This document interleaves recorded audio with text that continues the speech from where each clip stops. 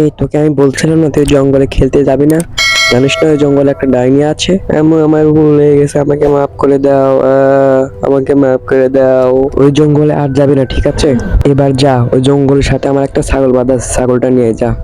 একটু তাড়াতাড়ি আসিস, ঠিক আছে? আচ্ছা মা। এই বলছি কি, আজকে তুমি কি তরকারি রাখছ? এই তো মাছ রান্না করছি। আর শোনো, তুমি বেশি রাত করে বাড়ি ফিরবে না, জানোই তো আমাদের গ্রামের কি অবস্থা। আম্মু তো বললো ছাগল আনতে। যাই, ছাগল আনতে গিয়ে একটু জঙ্গল থেকে ঘুরে আসি।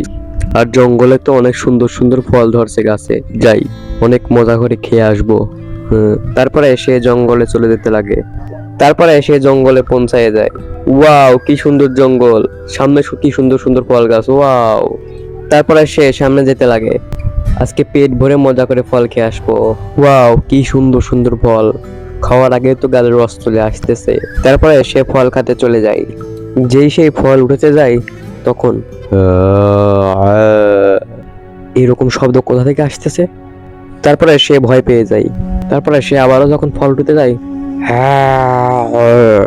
আরে কে এরকম করছো? সাহস থাকলে সামনে আসে এরকম করো, পিছন থেকে না ভয় দেখে সামনে আসো, দেখি তোমার সাহস কত। তারপরে সে এরকম বলতে লাগে, কি হলো, সামনে আসো না কে? ও মা গো, ডাইনি! তোর সাহস তো কম না, তুই আমার জঙ্গলে এসে আমার ফল খাস, তাও আবার আমাকে না বলে। তুই জানিস না এই জঙ্গলে যে আসে সে আর বাড়ি ফিরে যেতে পারে না।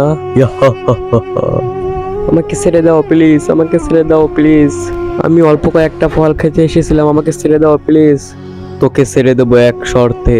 হ্যাঁ তুমি বলো, তুমি যা বলবো আমি তাই শুনবো। বন্ধুরা, এই ভিডিওটির দ্বিতীয় পার্ট দেখার জন্য আপনারা কমেন্ট অবশ্যই জানাবেন এবং আমাদের চ্যানেলটি অবশ্যই সাবস্ক্রাইব করে রাখবেন।